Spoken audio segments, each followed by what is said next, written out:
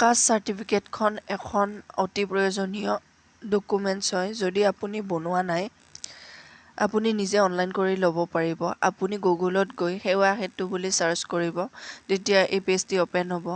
ইয়াতে ক্লিক কৰিলে আপুনি ইয়াতে দেখিব যে ইয়াতে আহি আছে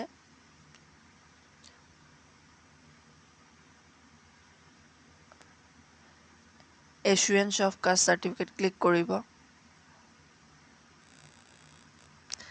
তাৰপিছত ইয়াতে আপুনি দেখিব গাইডলাইনছ, আপুনি কেনেদৰে ক'ত গৈ কেনেকৈ এপ্লাই কৰিব লাগিব, আৰু ইয়াতে আছে ৰিকুৱাৰমেণ্টছ, মানে আপোনাক কি কি ডকুমেণ্টছ দৰকাৰ হ'ব গোটেইখিনি দিয়া আছে। তাৰপিছত আপুনি এপ্লাই নাওত যাব। এপ্লাই নাওত গৈ ইয়াতে আপুনি আপোনাৰ যদি অফিচিয়েল CSC বা PFC কিবা ID পাছৱৰ্ড আছে, দেন আপুনি সেই ID পাছৱৰ্ড বহাই দিব, নহ'লে আপুনি চিটিজেনত গৈ ৰেজিষ্টাৰ কৰি ল'ব।